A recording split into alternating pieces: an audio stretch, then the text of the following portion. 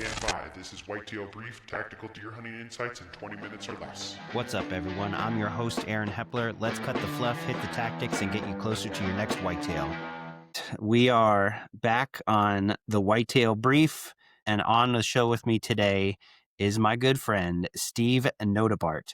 And actually, it's funny because I just learned how to say Steve's last name for the first time. I don't know, man. I feel like we're like in the pretty good friend status. We're texting a couple times a week, keeping tabs on what each other's doing in the woods and talking about deer hunting and bird dogs all the time. But it's good to have you, buddy. Yeah, no, I appreciate it. Excited to be on. Talking a little bit of deer hunting and everything like that. Yeah, we're texting all week about, oh, check this guy out, check this, trail cam pick out and everything like that. And I'm always picking your brain. That's all dating back to when we first started talking and everything. I'm always still picking your brain a little bit. Yeah. So this is the funny story. Okay. I talk about the public land network thing that we have going on all the time.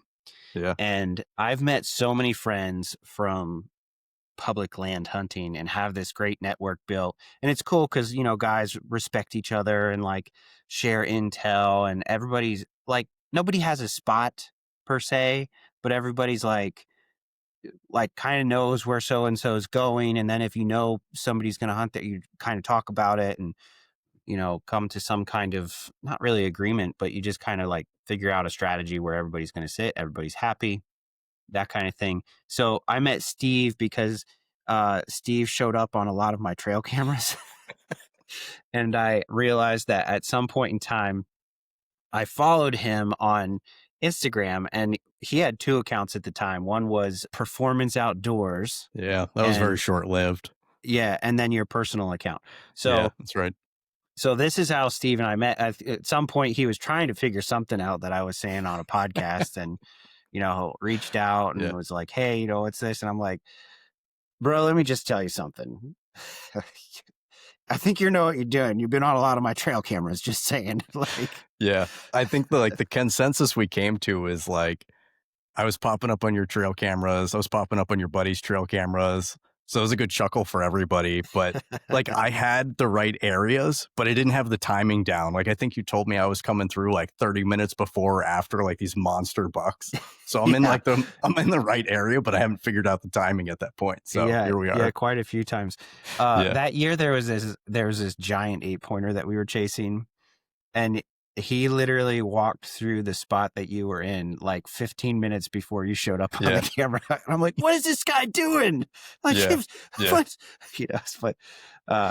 So since then, we've actually got to hunt birds together with bird dogs, and we haven't spent any time together in the deer woods, but we sure do talk strategy and share waypoints and all that kind of stuff. So, Steve, you are hunting at the Special Regs in Pennsylvania, one of the units that we can hunt here, in a pretty pressured area, and you've done a really good job at locating some pretty fantastic bucks. Without getting into too much detail, can you shed some light on your strategy for maybe habitat, cover, edge, and what you plan to do for your entrance and access? Or entrance and exit. I can re-ask some of those questions, but why don't you start with where your focal point was to kind of get your bearings for the season? Yeah, I mean, everything I'm hunting this year isn't something that's necessarily new. I'm hunting a lot of stuff that I've kind of spent some time scouting and just kind of have stumbled on in the past, to the point you bring up a lot of pressured areas. Mm-hmm. So I'm definitely hunting behind houses, off of trails, those sorts of things, some pretty heavily populated areas and everything. So I'm not afraid to hunt, 50 yards off a trail or anything like that. I actually kind of like those spots. I feel like the deer are comfortable. They see people walking by all the time. So I'm just trying to find, that little thing on the map that maybe you don't see on a topo map per se, so I'll go check out the drainages. I'll follow some of your typical rules where you're hunting a third down on the mountain and everything, but I really like finding scrapes. I've tried the rubs, I've tried bedding, I've tried hunting the field edges and all that stuff. For me personally, I really like hunting scrapes. I like finding a scrape line, hanging a camera up on something and just kind of seeing how it soaks over the course of a year and, get in there and feel it out, which is kind of what I'm going to do this year with the the spot that you and I have been texting about a little bit. I'm familiar with it, but I've had some good encounters there and everything, but I don't know a lot about it outside of what's just popped up on camera. And I know deer are there. And outside of just being excited about it, I need to learn a lot more. So I'm going to keep, for this season at least, I'm going to, for my opening day coming this Saturday, I'm going to kind of walk in midday. Going to take a look and kind of scout my way in, maybe hunt some acorns or something like that if something feels right. But I'm walking towards that scrape more or less. And if I don't see anything along the way that piques my interest, I'm really just going to set up over that scrape if it's been opened up and see what plays out. I just really like scrapes. Yeah, I think it's pretty valuable. I mean, they're already starting to open scrapes up, that I've noticed a couple open already, and bucks are really hitting licking branches and that kind of thing. I mean, you sent me a picture today. It looked like that buck was kind of getting interested in licking branches. So I think that's a pretty valuable strategy. How about, let's say so I like your method of going in midday. It's a perfect way to in season scout. Okay. You could walk in gray light, but right now, if you don't really know what's happening in the woods, you kind of run the risk of really busting things out. Yep. If you do know what's happening, and stuff isn't around that time, maybe that's worth it to kind of check out where the freshest stuff is. But your plan of a midday kind of going in, seeing what rubs are popping open, what scrapes are being hit, where the fresh browse type stuff is. But everybody in our area is like, oh, the acorns are falling. Some people are having a lot of acorns. Yeah. Where I'm at, there is literally none. Oh, Zero. really? There is not Okay. even any in my yard. You know what I mean? Oh, And wow. usually, like last year, you could have picked up 5 5-gallon buckets full. This year, there might be 5 acorns. Yeah. That's like, So, I'm not far from you, yeah, and I have to kick the deer off of my property every morning going to work because they're in the front yard eating the white oaks. They're just like shredding them up. Acorns are already hitting the ground and everything like that every October around yeah. this time. So yeah. Yeah.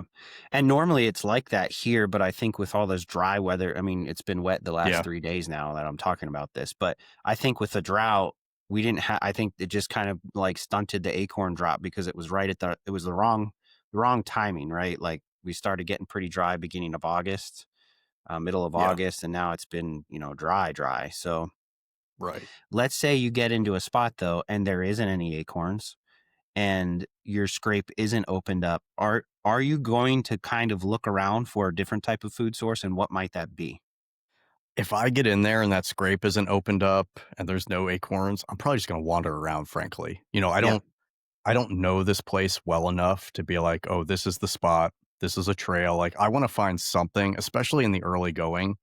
I have a couple of spots that we'll call them like my go-to, my honey hole, for lack of a better term. But Mm-hmm. like, I don't know enough about this area to just go in there and say like, this is the tree I'm going to. So I've bumped some deer scouting. I have an idea of like some travel routes and stuff. But again, like any given day in some of these areas we're hunting, you know what I mean? Like somebody walks through with their dog or somebody slams a car door too close to where a deer's bedded down or something like that. It can change a lot of things. So I'm going to kind of go in and really trying to learn as much as I can on top of wanting to fill a tag early on in the season. So if I get in there and there's nothing, I'm going to wander till I, find some fresh rubs or another scrape that's opened up that wasn't there before, or Yeah. something along the ways. Yeah. Now, and we've already established that you're pretty good at wandering.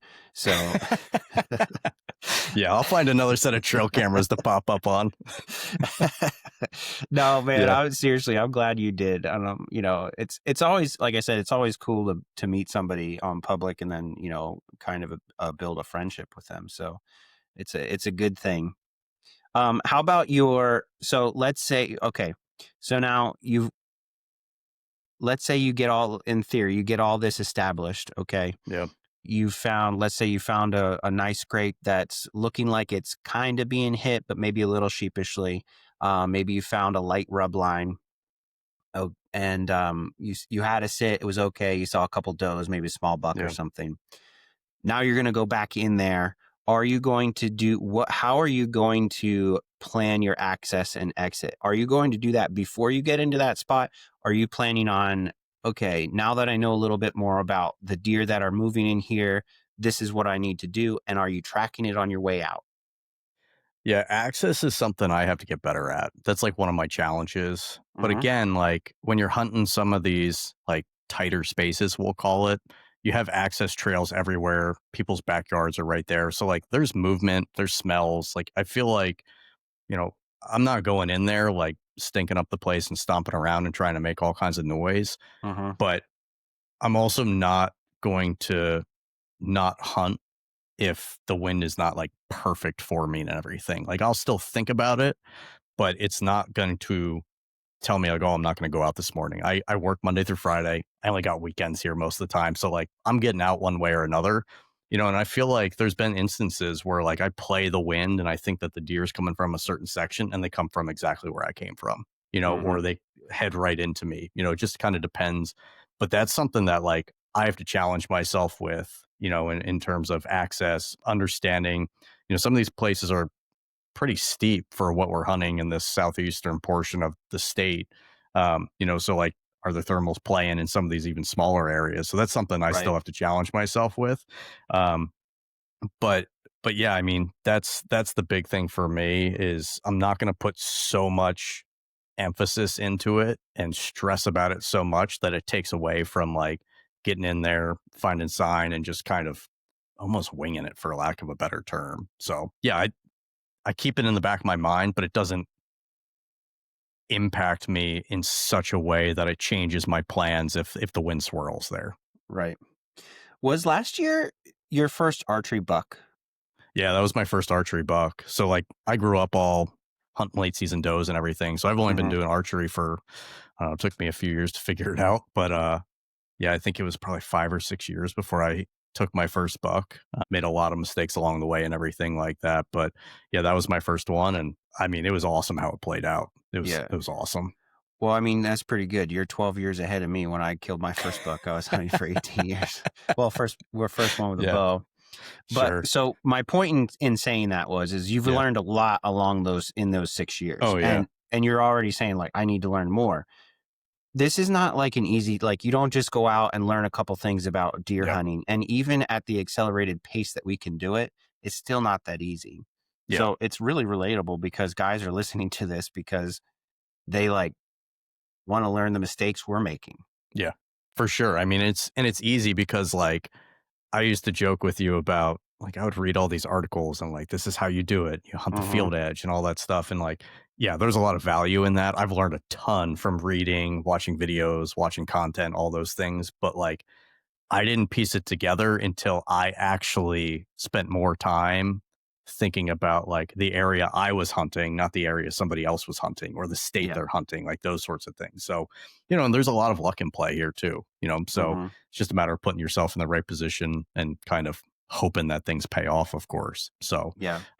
but yeah, I mean, like the other piece that I'll add about the area that I'm kind of tackling early on here is like, it's pretty warm weather in southeastern PA.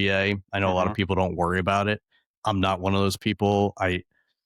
If I fill a doe tag or a buck tag, I don't really care.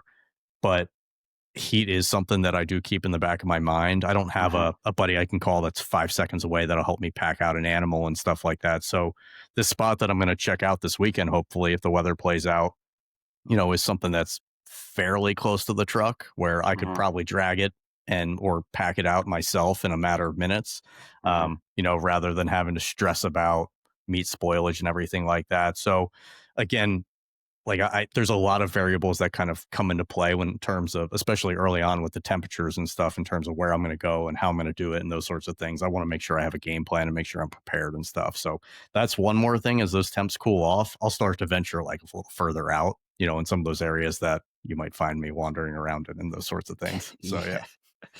uh, so my point in asking too, if that was your first archery buck, was what happened during that experience that you are going to take and use for this season? Yeah. I think, Because you had to do a lot of things right for that to happen. yeah, I mean, midweek hunting was nice. That played a Mm-hmm. part for me. That was a big piece, but also like finally trying to figure out and see what was happening. Um, in that instance, that day, what happened was I had does around me all day. Mm-hmm. And I don't know what it was. Like sometimes something in my mind just like clicks and it's going to happen that day. And there was something in my mind where I was like, this is happening today. And I have does everywhere, but I'm not shooting a doe because I have does bedded down in front of me.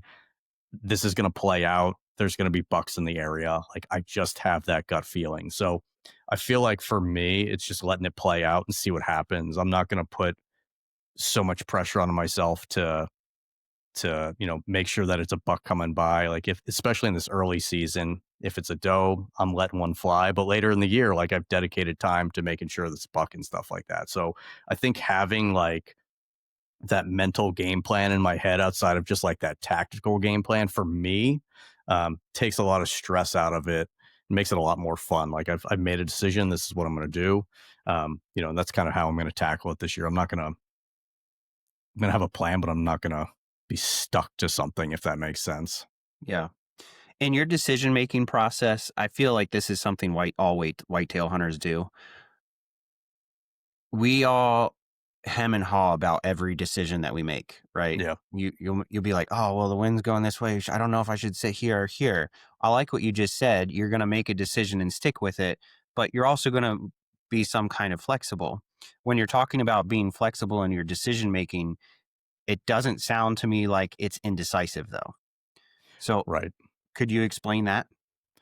Yeah, I think after messing this up for years and years and years and not seeing anything sit after sit, I feel like I've come to the point where like I know the things I like to see and I know the things I'm looking for that have brought me success. So like I'm flexible, but if I find something I like I'm locked in on that. So again, like I like scrapes. If I see some active scrapes, I'll work that and see where it takes me. If I see some giant rub lines, like that's worked in the past. I haven't tried it in a while. Maybe I'll try that this year and see what happens. So again, like I'm not an expert by any means. So a lot of this is so much trial and error. And I feel like sometimes you set up in an area where you're like, it's happening and it doesn't happen. Or you set up in an area where you're like, I'm not going to see a thing today. And then the biggest deer of your life walks out. So, I feel like I know what I'm looking for, and that's kind of where I kind of, navigate to in a lot of ways. So, man, you're going to be a killer when your kid's ready to do this. I'll tell you what. It's fun though. Like the learning piece is the fun part. Like I could shoot deer's fun, but I don't know. I just like being in the tree stand and seeing them. Yeah, I mean, I really like to have meat in the freezer in the long run of things. So I do really appreciate shooting them. But you're right, like, if we could all own a piece of 5 acres and just walk out the back door and shoot at a doe, it wouldn't be that fun. The learning part is definitely something that's important. And it, like I said, when it all boils down to it, the camaraderie and the hunting, we got to share. I almost forgot to say that we got to share a turkey hunt this spring. Oh, that's right. I forgot about that. You were with me, and I killed a turkey like 3 miles back. That was awesome. It was so awesome. We're gonna have to talk about that this spring, I think, because there needs to be some more. I might do like these short ones for like a turkey season. We'll see how it goes. They seem to be liked. So, I mean, just. The way that shook out was the way that it should shake out. That's the way they draw it up in all the textbooks. Yeah. It was very like, go to this spot. Don't do this. Do that. We did all those things. It was all right. Yeah. It was. Took us a few failures on the way, though. Yeah, it did. I think the only thing that we did wrong for sure was as soon as that thing gobbled the first time, we both were like, oh, geez. And like, well, we weren't expecting it. Yeah. We like ran into each other and knocked each other out and everything. Yeah. Yeah. Oh, man. I can't wait to tell that story on a podcast. So on InCamp Whitetail Brief today, we've talked about Steve's strategy for the beginning of the season. We talked about food sources. We talked about deer sign that Steve will focus on, and some in-season scouting. Say that 7 times fast. And we talked about making good decisions and some good times in the woods, building a public land network. Until next time, this is InCamp Whitetail Brief. Thanks, everyone.